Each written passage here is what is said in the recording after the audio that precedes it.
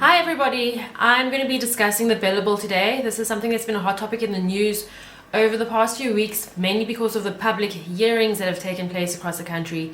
I wasn't part of the public hearings, I didn't even go give my input, even as a concerned parent and homeschooler, and in this video, hopefully it'll make sense to you why that is the case. If you don't know what the billable is, it stands for Basic Education Laws Amendments, and the government is trying to change the School Act of 1996 to be more in line with the Constitution of South Africa. Parents and educators across the country are concerned over many of the changes taking place, and I'll go straight to Parliament's website and outline specifically the main changes that people are concerned about. Grade R is going to be made compulsory. Right now that is not the case, contrary to popular belief. Grade 1 is compulsory. School from grade 1 is compulsory for all learners, but now grade R is going to be made compulsory, and you can be rest assured it will not end there. A few years ago in the State of the Nation address, the President said that he wants 2 grades before grade 1 to become compulsory. And I think this is unacceptable because children belong with their parents. And we see once again, obviously not all parents are good parents, we see once again how the government is using the education department to fix social ills, and that cannot be done. And the one problem with sending children to school so early is that they will be under the influence of literally the state. They will get state indoctrination. Because right now that is what our education system is. Our curriculum is pure state indoctrination. Getting children to think a certain way so that when they are adults, they carry on perpetuating the system that is oppressing them. Another hot topic in this billable is the fact that they're trying to make provision for the possession and sale of alcohol on school premises. And this has been met with mixed reviews from parents, but a lot of parents are up in arms because they're saying alcohol is the number one cause for so many problems, for domestic violence, for child abuse. And now we're basically condoning the drinking of alcohol on school premises, even though learners will not be there. And a lot of parents are furious about this. But on the other hand, private schools are saying that they want to host functions and they want to host fundraisers and maybe auction wine or whatever. And therefore it should be allowed, especially if children aren't present. So there are some mixed reviews there, and it's going to be interesting to see what actually happens. This is probably the one issue that parents across the country have been most vocal about, and to me it seems like most parents are saying no, do not allow alcohol sales or possession of alcohol on school premises whatsoever under any circumstances. The next big issue that people are concerned about is how the government is trying to gain more and more control over school governing bodies across the country. And they're doing this in various ways, but most importantly, the heads of departments in the provinces will have the final say over language policies at the school and also code of conduct and various other things. And what we're seeing here is government just trying to maintain more control over the lives of the citizens, or should I say subjects. And we're seeing this in absolutely every department and every facet of life actually, and we shouldn't expect education to be exempt from the government's authoritarian clutches right now. And then the issues that have absolutely made newspaper headlines is that the government is criminalizing parents and criminalizing educators that disrupt school learning. So if parents do not send their children to school, those parents can face up to 12 months in jail. If educators strike or protest during school hours, they will go to jail for up to 12 months. And on one hand, I can see where the government is coming from. There are over 900,000 people children who would be eligible to go to school who are not in school right now. Almost 1 million learners who should technically be in school or getting an education are not getting an education. And the government, and in fact the spokesperson of the Department of Basic Education, said that there are so many kids whose parents don't send them to school and don't give them an education in any way, shape or form. And this is an injustice, and this is why they are making it a criminal offense. But as many parents echo across the country, those parents are often working hard to at least give shelter and food to their children. Now you're taking breadwinners and putting them in jail. It's a little bit counterintuitive and short-sighted of the department to try tackle the issue through legislation, through criminalizing parents and teachers. The way I understand the criminalizing of parents and teachers for disrupting school is actually just the government throwing legislation at their own ineptitude and incompetence, because the education system is failing children countrywide. There were over 23,000 public schools in the country, and over 4,000 of those public schools have pit latrine toilets and nothing else. And 2 children have died in toilets like that before. The infrastructure is failing. There's not enough schools being built to meet the demand. And most schools are very, very overcrowded, not enough desks, not enough textbooks or anything. So children are not in an environment where they can learn comfortably. Most children go to school hungry. In the more rural areas, they also have to walk kilometers and kilometers to get to school in the first place. And the walking itself is not the problem. It's the dangers that they encounter while walking to school in the kind of country we live in, where there's a lot of violent crime.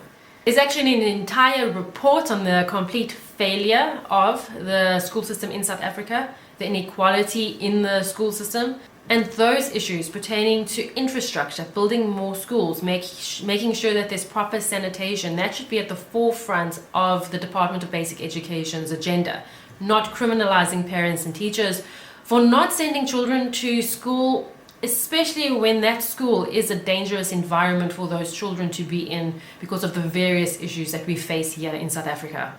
Never mind that there is not adequate infrastructure for children, not adequate sanitation, not enough textbooks, sometimes not even enough teachers. In just the Western Cape and Gauteng this year, 40,000 pupils at the beginning of the year were not placed at schools because schools are too full. Schools are overcrowded. There are not enough schools. The government is not building more schools. So there's just not enough schools to go around, and there's definitely not enough decent, safe schools with proper facilities. Over 1,000 public schools, for instance, don't have any sports grounds whatsoever. A lot of public schools, especially in the rural areas, still have asbestos roofs and are made of mud, for instance. So there's an entire failure from government side in upgrading the infrastructure of many of the schools that are already in existence.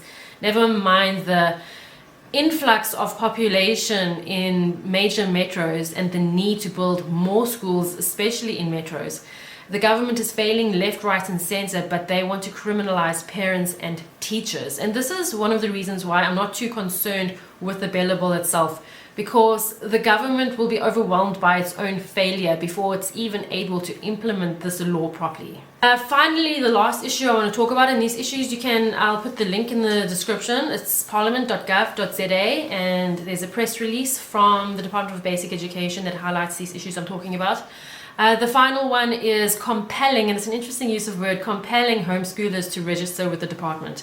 So we currently have about 30,000 homeschooled learners in the country currently, according to 2020 statistics. A jump from 19,000 to 30,000 over the pandemic years. Parents actually saw the frailties of the curriculum and decided to homeschool their children. And I think that it has an overwhelmingly positive result overall, but now parents are very worried. Because if they don't register with the department, are they going to be considered by the government as parents not sending their children to school and therefore also criminalized? So we're in a point in history in this country where we've come a long way since 1994, and homeschooling was made legal by Nelson Mandela. The apartheid government banned homeschooling. Nelson Mandela came into power and made homeschooling legal. And now we're sitting with this looming threat over our heads. Is the government going to legislate homeschooling into extinction? What is going to happen? And so I'd like to just cover what is in the Constitution, what is in our law, and even what's in international law, just so we can have an idea of where we're at as homeschoolers, those that do homeschool. In the Constitution, believe it or not, but it actually says absolutely nothing about a parent's right to homeschool their children. This is what it does say. Education is a very small section, and it says everyone has the right to basic education, including adult basic education, and to further education, which the state, through reasonable measures, must make progressively available and accessible. And that's where the state is absolutely failing. And number 2, everyone has the right to receive education in the official language or languages of their choice in a public educational institutions where that education is reasonably practicable. And this is why the heads of departments will now have the final say over language policies if the bill does get passed in its current form. And I've actually experienced this issue myself personally. So I have personal experience in having to put my children in a school of their second language. So that's going to be an interesting one to see how it plays out to meet the needs of the 11 languages in this country. In order to ensure the effective access to and implementation of this right, the state must consider all reasonable educational alternatives, including single medium institutions, taking into account equity, practicability, and the needs to redress the results of past racially discriminatory laws and practices. And then third, everyone has the right to establish and maintain at their own expense independent educational institutions that do not discriminate on the basis of race, are registered with the state, and maintain standards that are not inferior to standards at comparable public educational institutions. And then fourth, subsection 3 does not preclude state subsidies for independent educational institutions.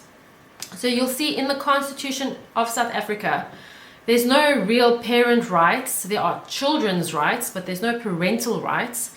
And therefore, there's no constitutional foundation for homeschooling as a concept or practice for that matter.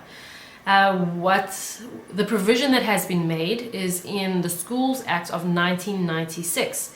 It's a very small section and it's called Registration of Learner for Home Education.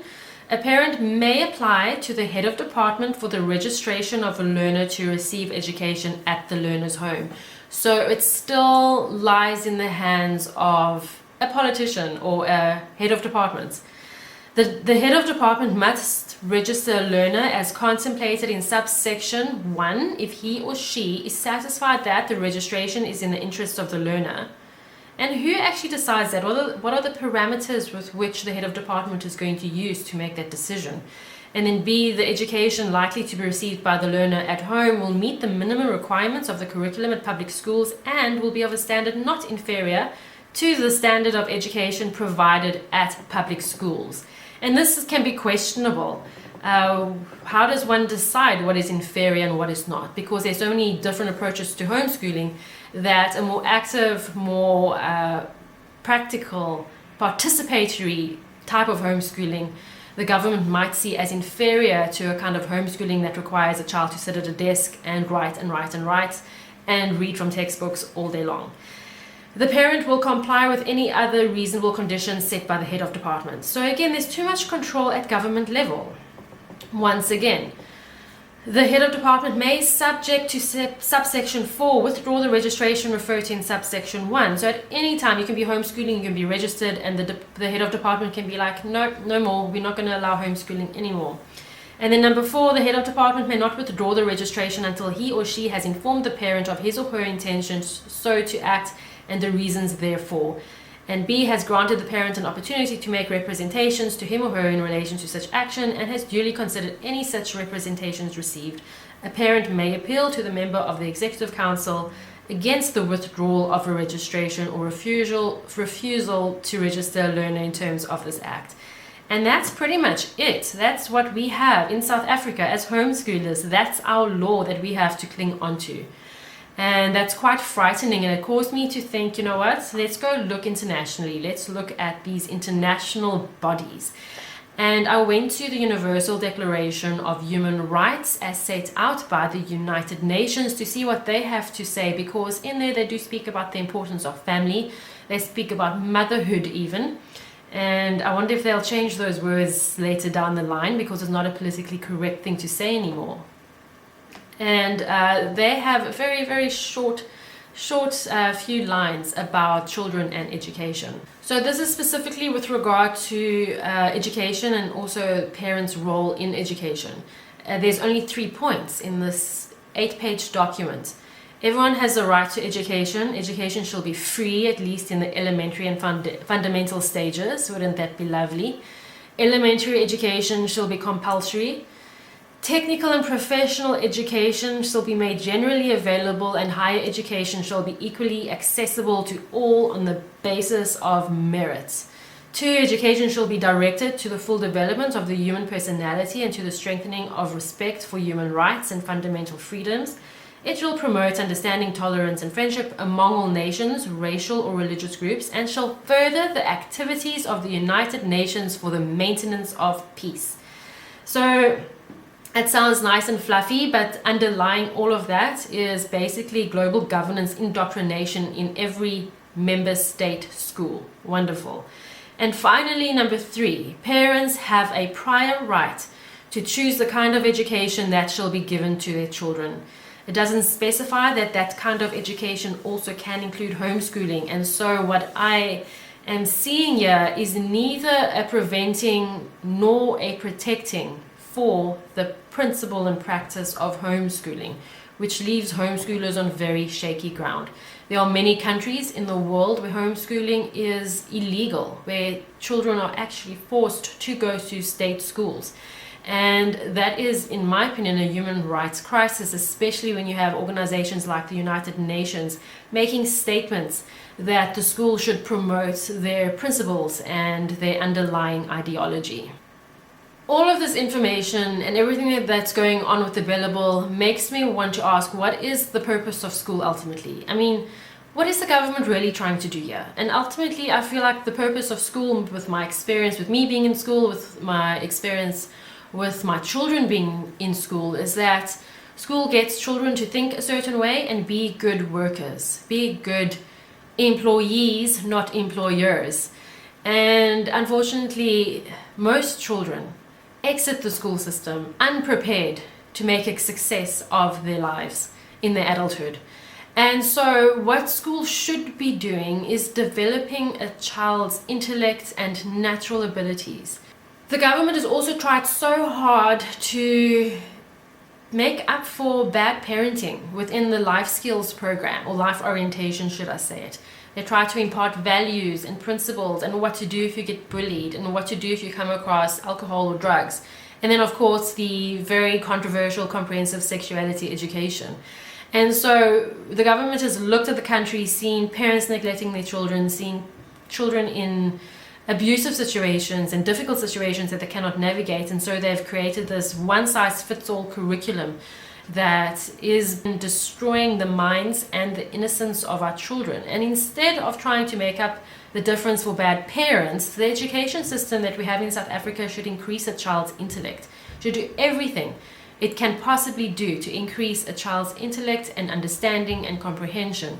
And unfortunately, it's going to take a complete change of system in this country in order to achieve that. I homeschool my 4 children, and I am not concerned about the bill at all, even though the government is trying so hard to gain more and more control over schools and over parents who teach their children at home. I'm not worried because I'm fully confident that the government cannot keep up with its own failure, and implementing this bill is going to be almost impossible. And once again, we have more laws added and more laws that are not implementable, not practical, and not appropriate. So those that are homeschooling and are concerned about the bill, I would say just carry on doing what you're doing and raise warriors, raise critical thinkers, raise children that will never ever allow a government like we have to exert control and authority over this country.